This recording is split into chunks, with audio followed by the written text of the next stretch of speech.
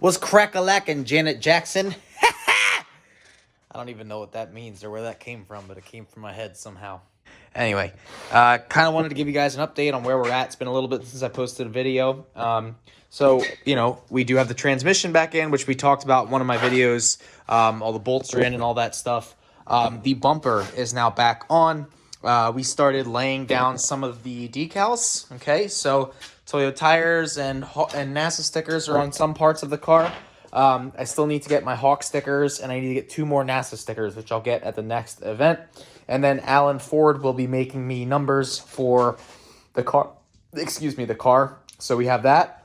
I did start making a DIY video on how to rebuild axles. So if you look down here, there's an axle in there, and that's freshly rebuilt. This one too, I'm actually going to replace this zip tie tonight. I had to order band clamps, and I got some more, so we're good. We're going to put those on. And so, these axles had CV2 grease in them, Redline CV2. It was probably 4 years old. It was brown when it came out. So fun fact, red grease turns brown after 4 years and lots of racing. And so we are going to try and finish buttoning up this car. Other things that we got done in the car. So you'll notice I have a fancy shifter now. So I got this. This is a K-tuned shifter. It's actually a name brand shifter. I know K-tuned isn't the most favorite of some people, for various reasons. But I was able to get that shifter for free. It's got a ball bearing at the bottom of it so that it moves really smoothly with the shift fork, and it's all solid. The ball for the shift mechanism itself is a solid brass piece that's separately machined from the shaft. Everything is separately machined, so I wasn't worried about it breaking like some of the other cheaper shifters that you get on eBay and stuff. That's why I've been running an OEM shifter for so long. So we have that in there. The cockpit is looking real nice. It's a little dirty. It really needs a bath. Like, I can't just vacuum it up. It needs a full-on bath. Windows are not in. I talked to Jackie. She said that I can actually just black RTV the windows in and then rivet it, which I might do because I don't really care. But I might also do window bond, the stuff that you use to put regular windows in cars. And yeah, so that's kind of where we're at. These splitters are, so I cut these out. I bought these at Lowe's. They were, it was $28 for the full sheet of plywood. It was the cheapest four-ply plywood I could get. And as you can see, it's not sanded or anything. There's actually a lot of knots in the wood. It's kind of crappy wood. But I don't care because this got coated with marine epoxy on the top of it, so fiberglass resin essentially, and then this one did as well. So while the top of these cures, I'm going to continue putting the rest of this car together, and then we can hit the bottom of these splitters, and we should be good to go.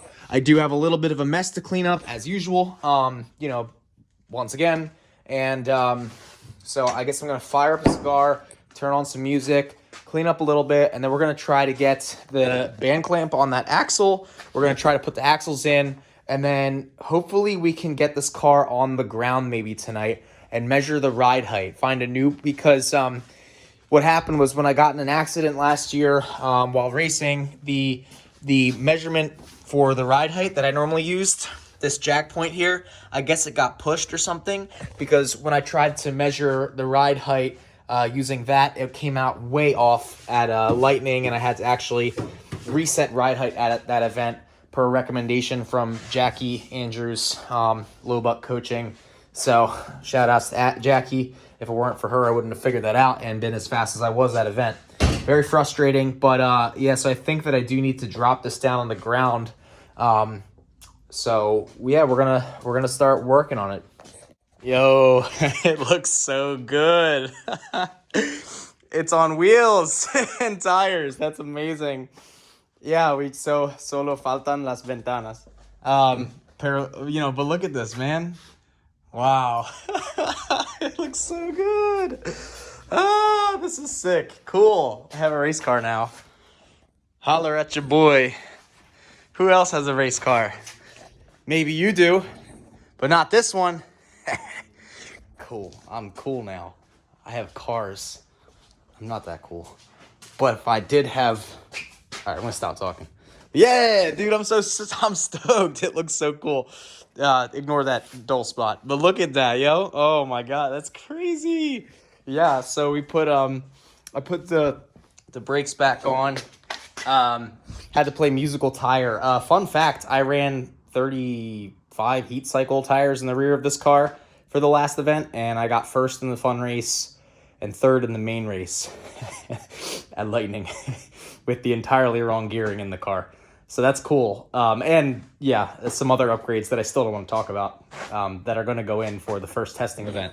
But look at that, man. So we put the we tightened up we put the axles on, didn't put the nuts on. I put the lower control arms on, everything to basically make it sit. Brakes are back on just because the brakes are on. And then the idea now is to measure the ride height from a repeatable spot. Now, also because the car is on the ground, I can measure to the bumper and see where I want my splitter to be, which is super helpful because I can now order the correct edging material for the air dam. And then I can also measure the size of the side skirts that I want because our rules state a certain minimum height for the side skirts. So I'm probably going to go with like a not as long of a side skirt from PCI, and do that just so that if I do want to lower the car, if I put 205s back on the front, I can drop it further. And then if I put 205s in the rear, it'll stay at the same ride height in the rear. And then also, if I go off, the side skirts will stand less of a chance of getting damaged. The reason I don't care about the front is because I made 2 splitters. I have another splitter as a spare, so we're trying to stock up on splitters because with all this actually creates quite a bit of rear downforce. And so to balance it out, I would either have to cut this to lower the wing height, or I would have to, that was loud, I would have to lower the front splitter. So instead of cutting, those are custom mounts, and I don't want to pay money to make them again. I just run the splitter lower. It makes more downforce.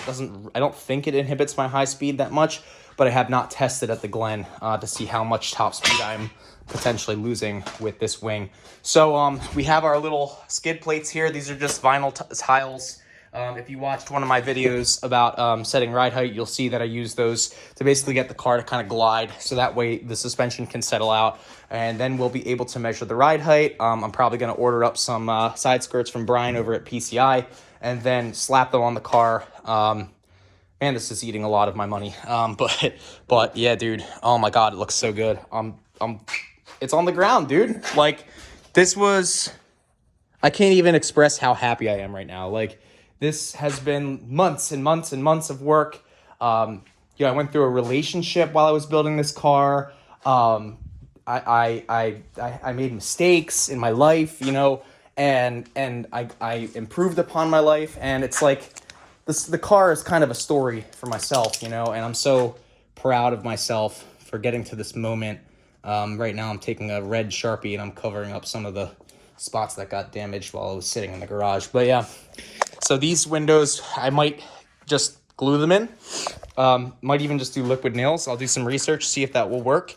And then, so I gotta put the rear in. I have the Lexan in my basement for a coupe, and we'll be able to put that on shortly. I'm going to put it on some plates. It is 9:30. It's a work night. I don't want to stay out too late, but I'm going to put it on some plates, measure ride height, and then we will do the next upgrade, which I don't want to really talk about yet again.